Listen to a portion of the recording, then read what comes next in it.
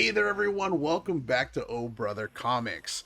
I am here with Matt today. We're going to be going over our top 10 most anticipated list for September 22nd, 2021.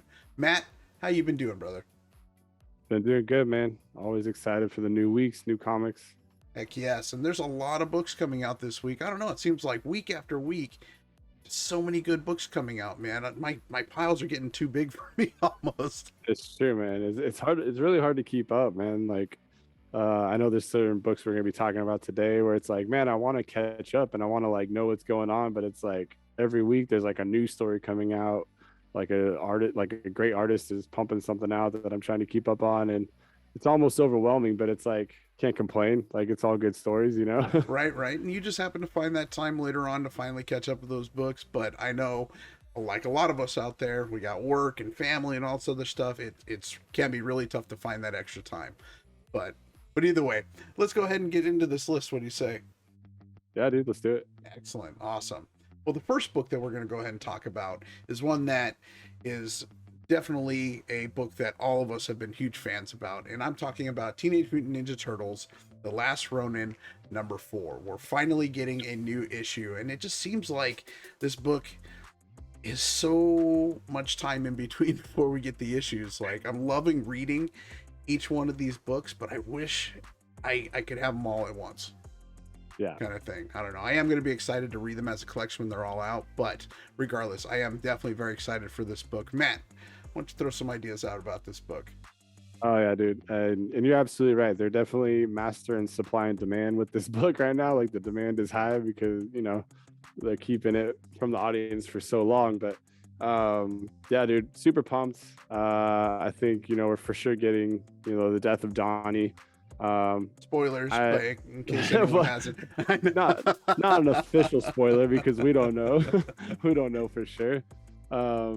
Yeah, I think it's gonna be interesting to see what they do. If it's gonna be like even if it is kind of like quote unquote predictable or whatever, like it's still very exciting. But like I'm still kind of curious. Like we've talked in the past, like if they are gonna try to do something a little tricky with Splinter or not, or what's gonna come of it. But either way, like I know it's gonna be like a great book. I know it's gonna be like a 10 out of 10 kind of book, Totally. And in the last issue, we were left off with Donnie and Splinter heading over to, I believe it was Japan, to go maybe talk to, it's Shredder's grandson, if I remember correctly.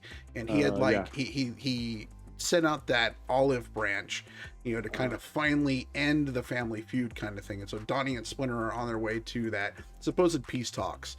But while that's happening, Baxter Stockman, with the help of Shredder's grandson, and I apologize, I can't remember his name off the top of my head, but they orchestrated the attack on the headquarters of the Turtles, and that's where we saw Casey Jones and Leonardo, unfortunately, fall to their demise. Yeah, so that's a spoiler now. Yes, very much a spoiler, guys. But this book is it's so well written. Sorry, guys, I'm flying around, but it's just so well written, and the story is so good. Kevin Eastman and Peter Laird, like they're just killing it with this book, and I want to know so much more. Especially, again, this is spoilers, but about Mikey and how he's having to deal with this being the last brother alive. Yeah. It's been an incredible ride, and then after this issue we get the conclusion, the last one. So it's going to be really, really interesting to see. Like, I mean, we'll get a lot of answers in this next book, maybe, but it's like, where are they going to go? How are they going to wrap this all up? Like, like how, like what? Like, there's a lot of questions on my mind of how this ends and plays out. It almost feels like it needs to be more issues. Yeah, like you can't just wrap this up in like 5, maybe even 6 issues off that. Like, there's so much more we need to know. That's true. I mean, I'm hoping that it just isn't one of those, at the end of it, Mikey ends up falling, but at the same time taking out the last of the family of Hiroko Saki, kind of thing. And I don't know. Either way, I'm in for the ride. I'm excited. I am looking forward to finally getting this book. I know we had talked about it, or we thought that it was going to come out a couple weeks prior, but for whatever reason it got pushed back, and it's going to be coming out this Wednesday. Yeah. So definitely we're excited, guys. If you haven't picked up on this book, definitely get into it. It's a great read, even if you aren't a Ninja Turtles fan. It's definitely a book that you could get behind. Definitely. Excellent. All right, moving on to our second book. Now, this book was kind of an interesting book, to say the least, but this is Frontiersman #1 by Image, and I'll just read the little intro to this, and it basically says, classic Green Arrow style adventure blends with the thoughtfulness of concrete in superhero odyssey for mature and unethical readers. Frontiersman is coaxed out of retirement by an environmentalist group, only to find that being spokesperson makes him a target for old and new enemies alike. For the superhero reader looking for me, I really am kind of interested in this book. Like, this book really sounds just like a lot of fun, and the cover of it is just like this old grizzled man. I mean, you could see, you know, back in the day he was probably real jacked up, but now he's got his big old pot belly and he's wearing his like covered mask, and it's just absurd, but this looks like a lot of fun. What do you think, man? Yeah, like that's what the covers stood out to me. That jumped out to me, and that's what got me excited to read it. The plot, I read it, I was even more confused by by the summary of what this book is about, and I'm just down for it. You know, you explained him pretty well. He looks like Torbjorn from like Overwatch. Yes, like, he does. Yeah, like I feel like he's gonna be a Torbjorn skin with like the raccoon hat and that club he has in his hand is like perfect. He's already got all the technology at his feet. Yeah, it's just, and it's by Image. I'm excited for it. Like, the art style looks really cool, just judging off the cover, of course. But yeah, like the plot looks cool, and I'm always willing to like bet on Image, like any kind of #1 from them, any new issue, any new story from them. Yeah, right now I'm always on board. Yeah, indie books, man, they're just hot, and you know, picking up the #1 issues just to give them a shot. I mean, I haven't been disappointed yet. I don't know about you, bro, but I've been pleasantly surprised. Some books don't hit as hard as others, but they're brand new stories. I mean, we've had superhero stories for, you know, decades, and this is just kind of like a nice breath of fresh air kind of thing. So I'm definitely going to give this a shot. Definitely. Yeah, same. Yeah. Well, guys, definitely let us know if you pick this up, because we'd really be interested to see what your first initial reactions on this book are. Maybe we'll be doing a review for it this Wednesday on the 10 and 10. But moving right along, we're going to move into #3, and this was a book that I'm really interested in. This is Batman's Secret Files, Miracle Molly #1 by DC. And this is diving into the origin and just more detail about the character Miracle Molly that we got from the Tynion run. Do you have anything to say on this? I don't have too many thoughts on it, honestly. Like, I mean, I'm always like, there's very rarely a Batman story that I read that I end up not liking. You know what I mean? Like, they're always really good. They're always well written. And if I heard you right, sorry, did you say this one's Tynion? Yep. Or no? Yep. Yeah, and so Tynion, you know, he's always gonna like kill it. I think the only thing about it is there's like so much Batman stuff out right now. Like, it's last week, like how much Batman stuff came out, dude. And I'm all for it. Like, I love Batman. You know, I got him like on my arm. Like, I'm all about Batman, but like, yeah, it's just like, it's so hard to keep up with all these stories coming out. It's true. I have no doubt it's going to be great. I think like you have every reason to be excited about it for sure. Well, and a lot of it is just because I become such a Tynion fan in his writing. Yeah. It blew me away. It was like the first time when I read Jeff Johns' writing, I was like, oh man, what is this? Like, I'm loving this writing. I'm loving how he portrays things, how he just brings imagery to the page, you know, alongside with his amazing artists that help bring out his stories too. But like the same thing with Tynion. He's just I love how he can be very wordy, but he uses his words in a way that it's so believable, and there's so much depth to it that I really enjoy. And I was just surprised that he got that into a Batman book.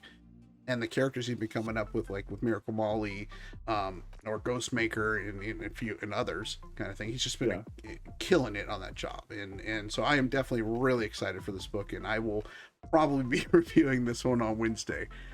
There you go. Heck yeah! All right, moving along to #4, we went with Suicide Squad King Shark #1.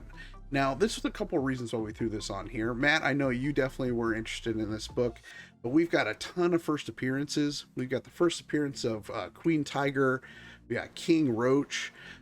Prince Nematode, Princess Peregrine. We got Man King, and the reintroduction of King Shark's father, which I guess he's been in the books before, so they're bringing him back. I don't know if it's quite a retcon or not. I guess we'll have to see. But yeah, I mean, this was one of your picks. What are some of your thoughts? Yeah, I think this one is kind of for a number of reasons. Like, just, you know, on the spec side with all the first appearances, like when you got that many, like that's always exciting. And honestly, like I'm just genuinely excited for this like story with like King Shark.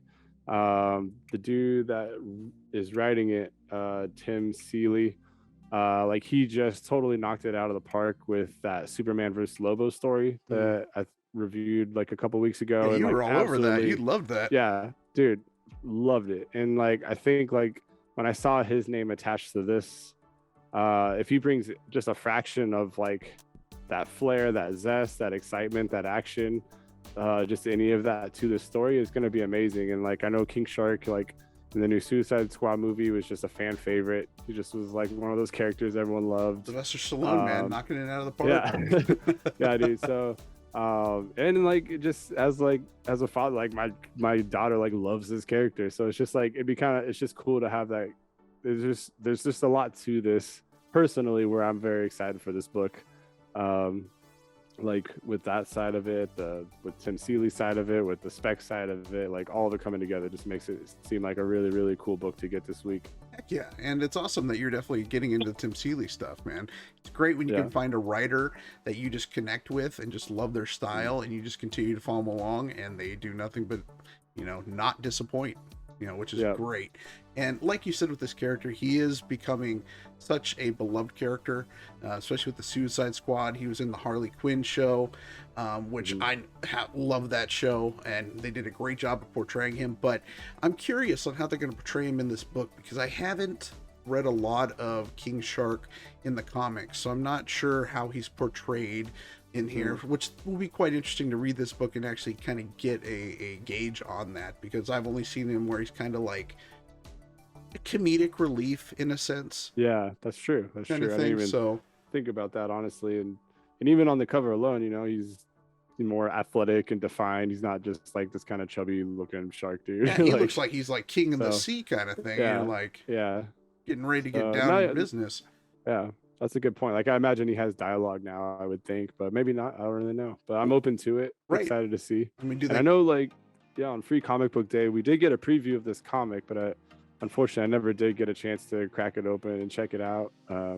A lot of the answers, probably a lot of the questions will be answered having done that, but I'm excited to read it fresh this week.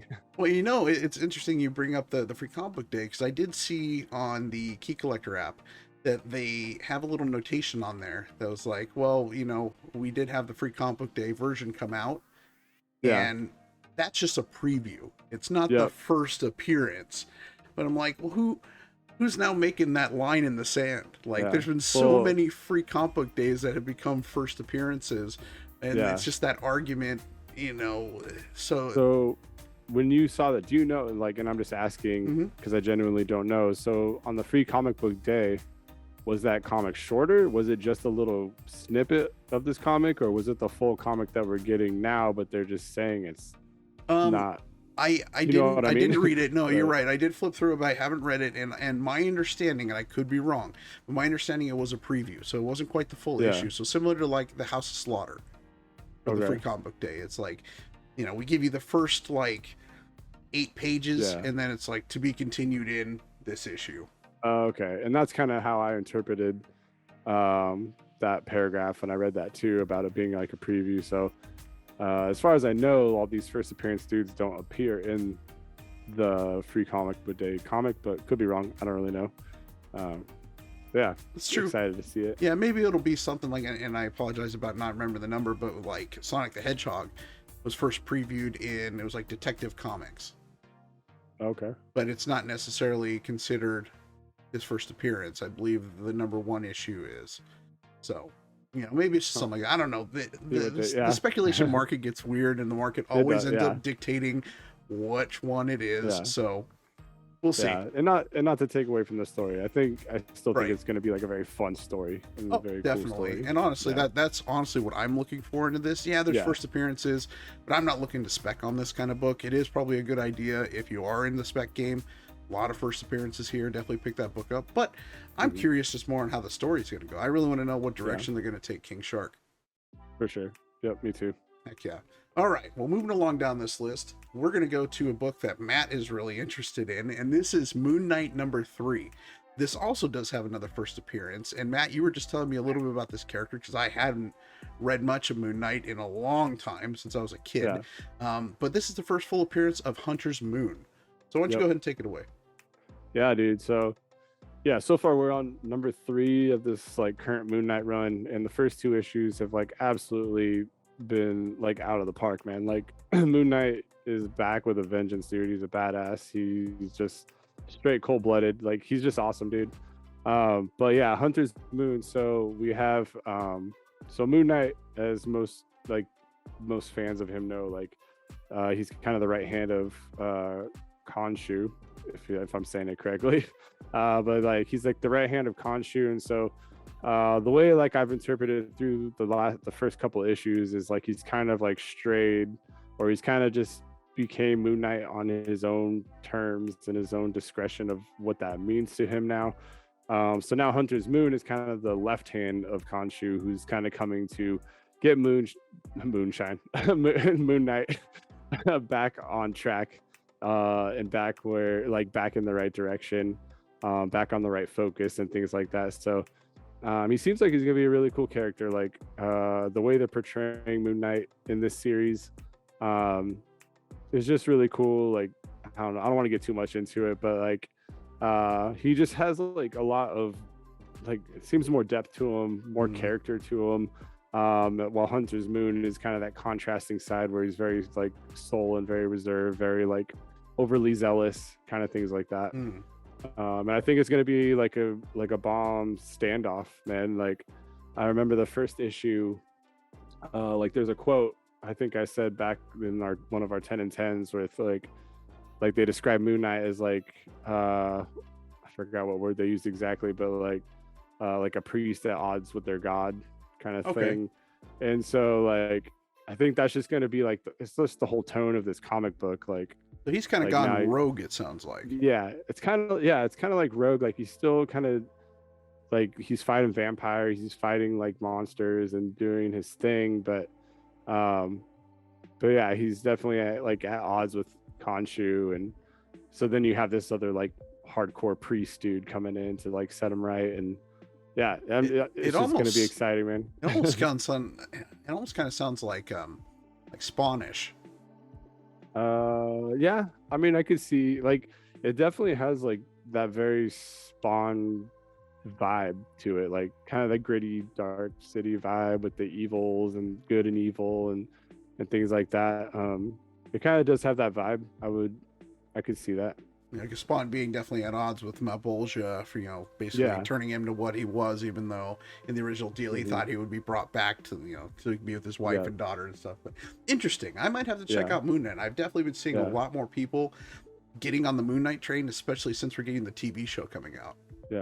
Yeah, he's just really, man, I haven't really gotten into Moon Knight in a long time, and like getting back into this run is like, man, he's a dope character, dude. Like they really do really well with like, I don't know, just writing who he is and how he fights with his fists, he goes toe to toe, but then he's also very like witty, very smart. He's very brutal. So he definitely has like a psychological side of it. Yeah.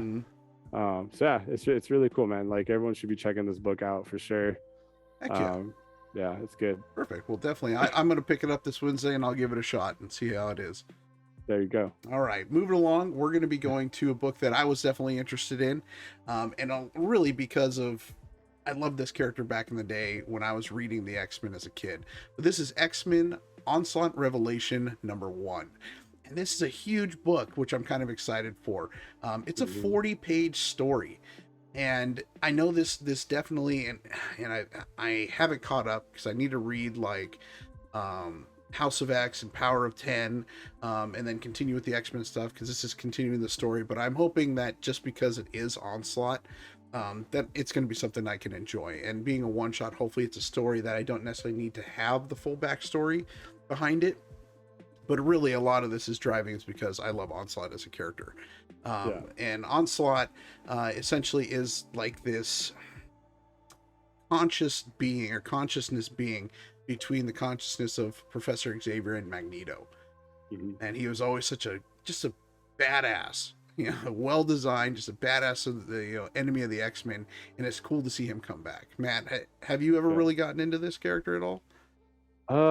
I mean, I haven't really been into like X-Men for like a minute now, but when I hear Onslaught, it takes me back to the 90s, like when we were kids, and like kind of like I love the nostalgic characters, like Wolverine and Nightcrawler, and like kind of the old school, the OG X-Men, or maybe the second chapter of X-Men maybe, but yeah, Onslaught, he's one of those dudes where I hear that, and like I said, it takes me back to being on the playground trading comics with my friends, and Onslaught was kind of that big bad character that came out at that time. Yep, 1996.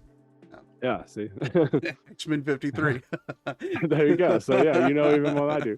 Trying to think in 96, what grade was I in? I don't even know, but I was definitely on the playground trading comic books. I know that. Yeah, I think I was like 10 years old or something like that at that time. So yeah, definitely. I am really excited for this, guys. I'll be picking this up, and we'll see. Maybe I'll do a review on it, but I'm hoping Onslaught definitely comes, and they do a great job at adding him into the story, because he's such a cool character. I'd love to see him used more.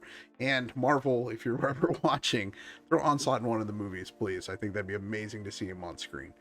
But we still need I'm kind to of surprised we haven't got like an Easter egg of him or some type of glimpse of that, because I'm just kind of surprised, Yeah, they got to get the X-Men rolling, and I figure that's going to take them a little bit of time. But when they do, come on, let's get that Onslaught story going. Yeah, that'd be cool. But, all right, moving along. This is a book that, Matt, you're definitely interested in. You're a huge Norse mythology fan, and this is Norse Mythology #4 by Dark Horse. And it says this story is Thor and Loki are led to the castle of King of Giants, who gives them a series of bizarre and comical challenges to participate in. Now, if I remember correctly, most of these stories, or if not all of them, are about Thor and Loki. Is that correct? So not totally. Okay. But so basically, like this Norse mythology comic run, this is like the second chapter. Like they had the first chapter, we're on the second chapter now. And it's just like a retelling of all the original Norse mythology stories, like the stories that Vikings were telling their kids back in whatever the 15th, 14th century, I don't know, but back then, when like over in Greenland or whatever, and wherever. But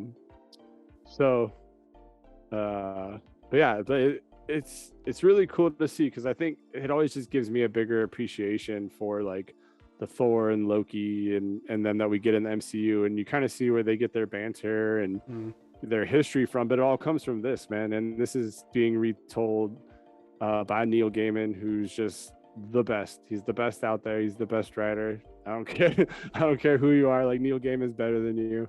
It just throw it down. But like, I mean, as a novelist, I mean, the dude did Sandman. Like, the dude has written like a million books. Like, he's got shows all over HBO and Amazon and whatever. The dude's the best. But like, yeah, he's retelling it, all these stories in like a traditional style, but also updated enough to where you can like follow and everything.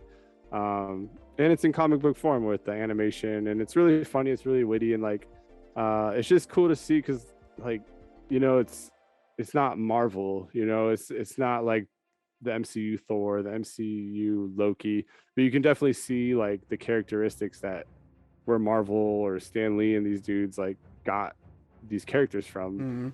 And so like, it's just like you're reading a comic book that obviously didn't come from like the 14th century or whatever, but like this is exactly how they would be telling the story, right? And so it's just really, really cool. So it just, anyone who's like into that, and like I think if you just want to appreciate like those MCU characters even more, like just to read these for like kind of the foundation stories.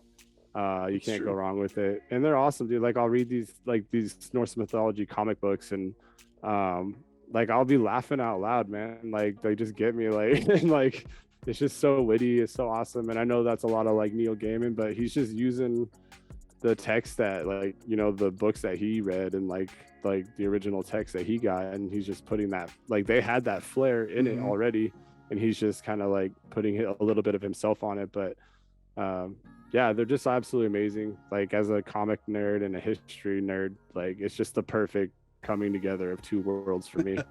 Heck yeah. And like you said, Neil Gaiman is an amazing writer. I don't think you're going to get The best. much argument from people on that one. But this definitely sounds like an awesome book. And you're absolutely right. It is good to get a little um, knowledge on of where the characters that we love dearly in the Marvel and DC and comic universe, or where they originally may have gotten some ideas for those characters, the Oh basis yeah. of them, kind of thing. That's Yeah, really cool. So definitely, I might have to definitely check this one out. I haven't read the past three, but I know you talk about them a lot, so I'll be looking to pick this one up on Wednesday. for sure, man. All right. Well, this one I'm definitely going to throw over to you because I haven't got to read it yet, but definitely wanted to throw this out here because I know Nick is excited as well. This is Vinyl number 4 by Image. And you were telling me a little bit about it, that this one left off at a cliffhanger, or I'm sorry, the last issue left off at a cliffhanger.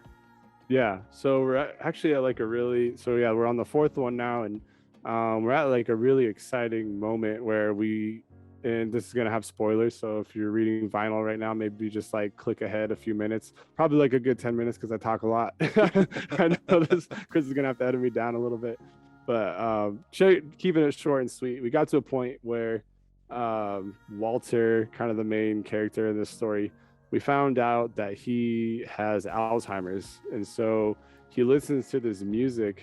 Like he constantly has this like headphones in, and he's going to save his buddy who's a detective, or like an FBI agent or something like that.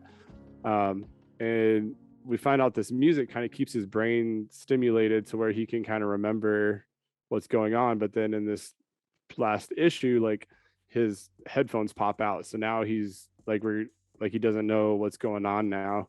So he's like right in the middle of this rescue, but he's also this like crazy killer that wears like a serial killer that wears like a creepy teddy bear head, and like so now it's like, Interesting. oh shit, for his friend, because like, what's gonna happen to his friend, that he's trying to like, he's gonna murder his friend or try to murder his friend, like does he know who his friends are, like and it's a whole house full of other serial killers that are trying to help him, and then get this crazy cult that he's trying to like rescue him from. And it's just been a very, very like entertaining series thus far, and like I wasn't really expecting like a oh shit moment. I thought it was just Mm-hmm. going to be kind of like a fun action packed ride, kind of funny, kind of graphic and dark humor. But so like on number 3, I wasn't expecting to be like, oh shit, like, Interesting. well, I wasn't expecting the moment of like, oh no. Well, that just sounds crazy, man. So there's other Yeah, serial killers helping him, but yeah, he's lost the music that keeps him somewhat focused, and now he's basically discombobulated in this place yeah. and could possibly kill his friend that he's trying to help, that got kidnapped, right? From Hmm. another serial killer?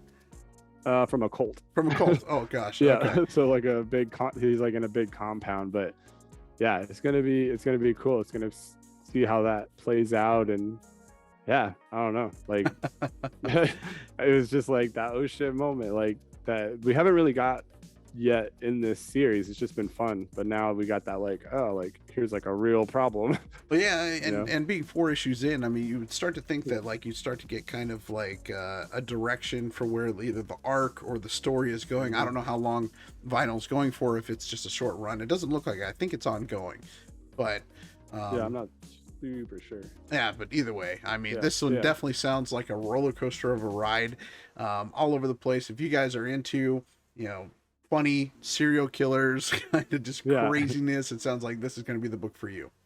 Yeah, Excellent. Well, no, definitely. it's good. Yeah, don't forget to pick that up on Wednesday if you meet that criteria.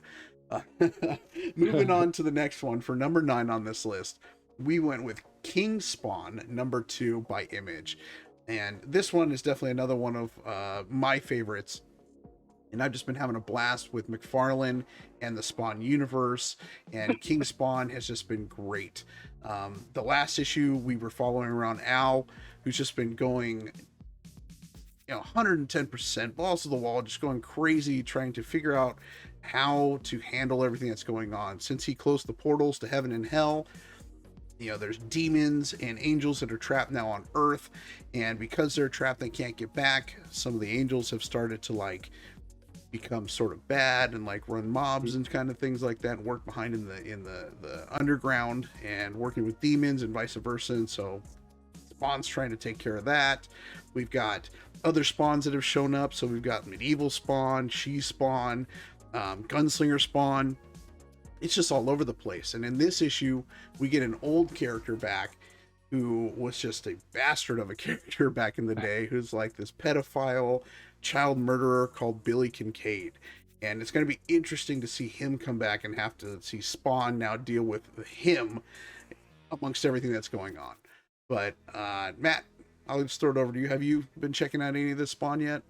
Man, you make it sound intense and amazing, dude. But yeah, I have not. This is one of those stories where, as I was referencing earlier, it's just one of those books I need to get back into.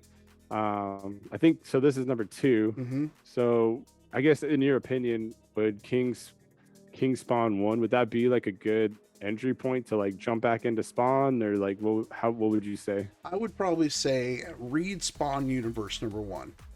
At least that'll kind of help set up a little bit what's going on. I mean, you could possibly start, if you really wanted to, I'd say issue 300 is probably an okay starting point. But if you didn't want to go back and read that much, which I think is, I don't know, 12, 15 issues. I could be wrong. It's somewhere in there from 300. Okay, that's not bad. I mean, you could go all the way back to 1, but either way, Spawn Universe is Spawn Universe number 1 is just a good jumping on point.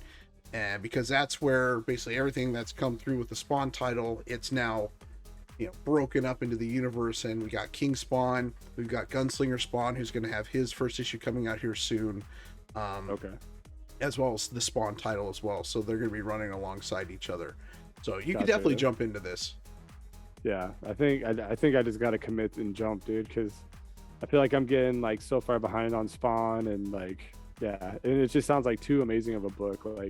Everything going on with it right now, multiple spawns, angels, demons, all these things, stuck on Earth or wherever you said, it just sounds too good to be missing out on right now. It's a lot of fun, and if you're into that heaven, heaven versus hell and demons, and definitely gore, and it's gruesome, and the writing has been surprisingly well done.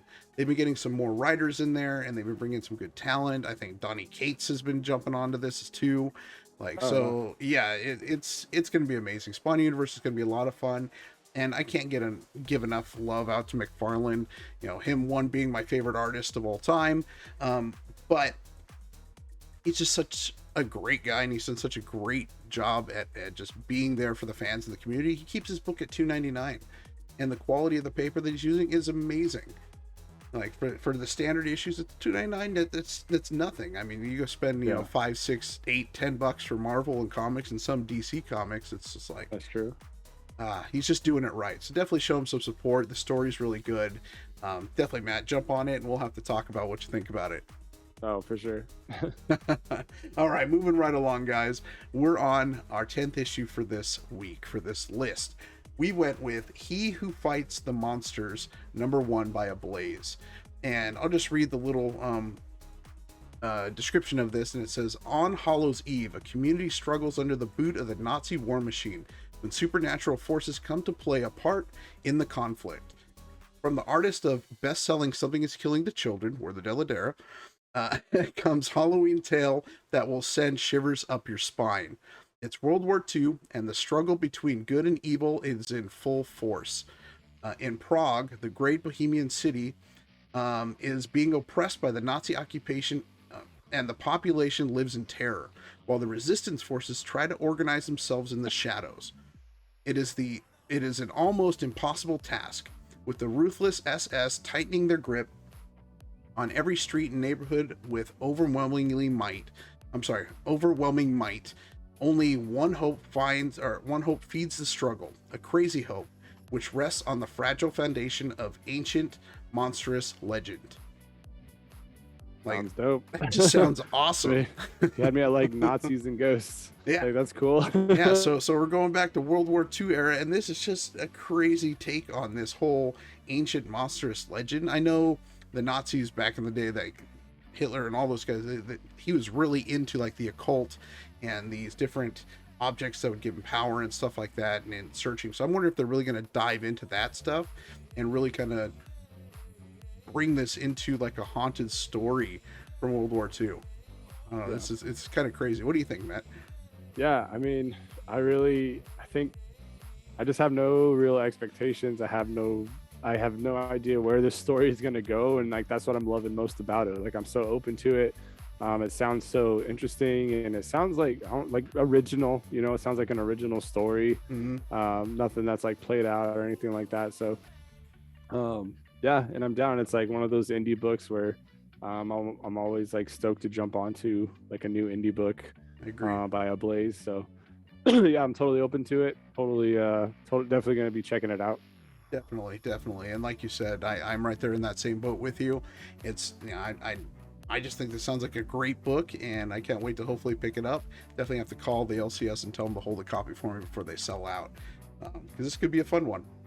Yeah, and the art looks really, really cool. Yeah, Word the like Deladera, like, he's an amazing artist. Something's Killing the Children. Oh, like, yeah, you're right. Yeah, yep. He's great. He's got a great pencil work. He's just a great artist. So I'm really interested to see what he can bring to these pages. Yeah, for sure. Me too. Well, all right, guys, that's going to end it for this week's top 10 most anticipated books, coming out from September 23rd, I believe. I'm sorry, let me just double check on that. Sorry, September 22nd, 2001. Gosh, wow. Yeah. Already talking about all these books, I'm already forgetting the dates. But definitely pick up some of these books, guys. And also, please leave us down a comment down below and let us know what books you're interested in this week. We'd love to continue to pick up more books and hopefully find more time to read them all. But we'd love to talk to you about them, and definitely just continue loving all of this comic content that we've been getting week after week. Guys, thank you all for watching.